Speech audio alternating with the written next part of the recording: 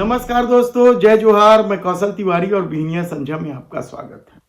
संसद का सत्र चल रहा है और भारतीय जनता पार्टी पूरी तरीके से निशाने में है, खासकर देश के प्रधानमंत्री नरेंद्र मोदी और अमित शाह। ऐसे में संसद में जो बहस चल रहे हैं उसमें कई सांसद हिस्सा ले रहे हैं, लेकिन कुछ सांसदों के वीडियो इस कदर वायरल हो रहे हैं कि आप हैरान हो जाएंगे।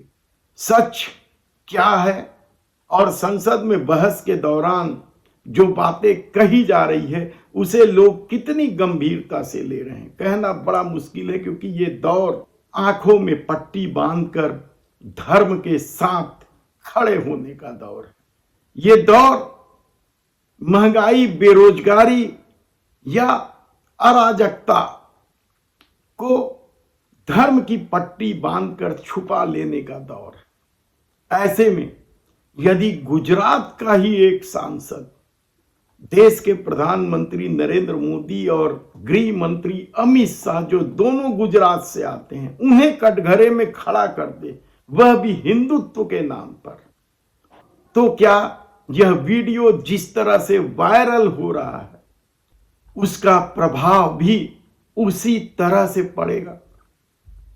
क्या कुछ कहा गुजरात कांग्रेस के अध्यक्ष और राज्यसभा के सदस्य शक्ति सिंह गोहिल ने, वह सुनने लायक तो है, आप माने या ना माने। दर्द होता है कि जब धर्म की बात को एक पॉलिटिकल इवेंट बनाया जाता है। गांधी जी खुद बैरिस्टर थे, उसने कभी नहीं कहा मैं गरीब का बेटा हूं, पर जब देखा कि मेरे देश की आजादी की जरूरत है तो सूट बूट छोड़ के धोती पहन के आ गए और आधी धोती पहन के इस देश को आजादी दिलाई। आज कोई कहता है मैं गरीब का बेटा हूं और 10 लाख का सूट पहन के बड़े इंडस्ट्रियलिस्ट के सिर्फ सेवा करता है तो उससे भला नहीं होगा। कहां पैदा हुए वो जरूरी नहीं है, आपके मन की मंशा क्या है, देशवासी को उससे फर्क पड़ता है। अमेरिका में चुनाव चलता है और वहां जाके कहते हैं अब की बार ट्रंप सरकार, और फिर क्या हुआ?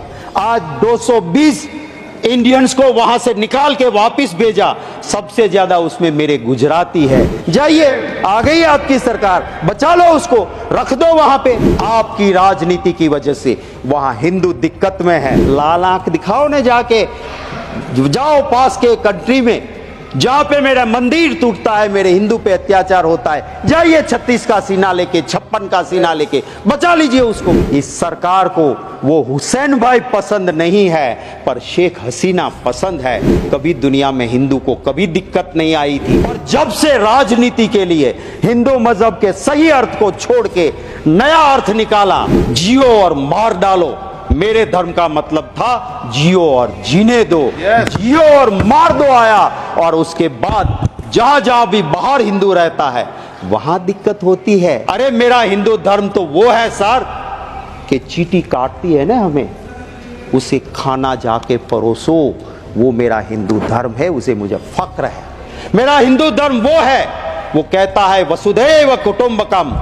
मेरा हिंदू धर्म वो है, वो कहता है आत्मा अमर है, आज आत्मा अगर मरेगी तो किसी और के घर में पैदा होगी। और इसी वजह से पूरी दुनिया में जहां हिंदू गया, जैसे दूध में चीनी मिलती है, मिल गया। दुख होता है सर, जिसके मां बाप ने आजादी की लड़ाई में भाग लिया, हिस्सा लिया, इस सरकार को वो हुसैन भाई पसंद नहीं है पर शेख हसीना पसंद है। इस बात को जब मैं देखता हूं तब मुझे दर्द होता है कि क्यों आप ये करते हो। हमारा संविधान कहता है विदेश नीति में भारत की सरकार कभी किसी दूसरे देश की नीति में कहीं भी चंचुपात नहीं करेगी, ये हमारी विदेश नीति कहती है। और हम क्या करते हैं? मैं हिंदू हूं, मुझे फक्र है, पर सिर्फ भगवा पहन लेने से कोई साधु संत नहीं बन सकता है। दर्द होता है कि जब धर्म की बात को एक पॉलिटिकल इवेंट बनाया जाता है। वो रावण था, ऋषि का रूप लेके सीता मैया का हरण करने गया था, उसी तरह सत्ता के हरण के लिए अगर कोई संत का, ऋषि का रूप लेता है, मुझे दर्द होता है। वो मेरे मजहब को बदनाम करता है, मेरे धर्म को बदनाम करता है। ऐसे को साधु संत कहलाने का कोई अधिकार नहीं है। दुख है इस बात का, आज भी कुछ ऐसे संत हैं जिसको देखते ही उसके चरणों में मस्तक झुक जाती है। मेरे मजहब में ऐसे धर्म गुरु हुआ करते थे कि राजा, सत्ता पे बैठने वाले उस राजा को भी पीठ पे वो पहले दंड मारते थे कि राज सत्ता पे बैठने से पहले याद रखना कि तुम्हारे ऊपर भी धर्म सत्ता है। पूरा कैमरा दिख रहा है, जैसे क्रिकेट में वो चीयर गर्ल्स आते हैं, मुझे दुख होता है। मेरे साधु संत मेरे लिए मेरे दिलो दिमाग में रहते हैं, मैं नमन करता हूं, पर सिर्फ वो कपड़े पहन के किसी वीआईपी को नहलाते हैं क्या? ये अच्छा लगता है? साधु संत का काम है क्या?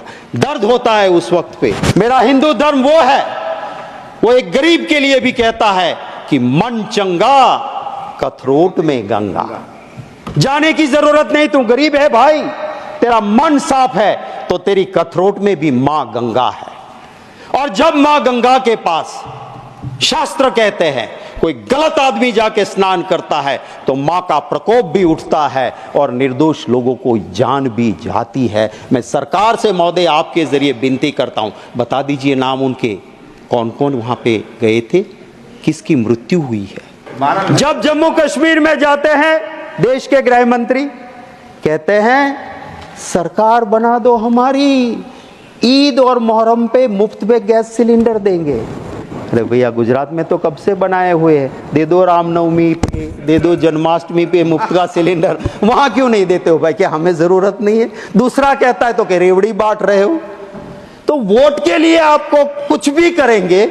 जम्मू कश्मीर में पहले कहा बाप बेटी ने बहुत लूटा, फिर बाप के साथ भी सरकार बनाई, बेटी के साथ भी बनाई, और जब देश में दिक्कत लगी चुनाव जीतने में तो बिना तलाक बोले तलाक भी कर दिया। तो ये क्या रीति है राजनीति की?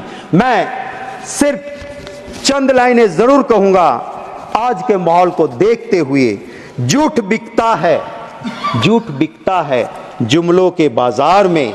मुखबिर देशभक्त हो गए, मुखबिर देशभक्त हो गए जुमलों के बाजार में। आजादी के दीवाने देशद्रोही हो गए ये जुमलों के बाजार। कि हमें चिंता करनी होगी उस युवा के रोजगार के लिए, उसको रोजगार नहीं मिलेगा, देश में लॉ एंड ऑर्डर नहीं बचेगा। तो हकीकत क्या है, फैसला तो जनता को ही करना है।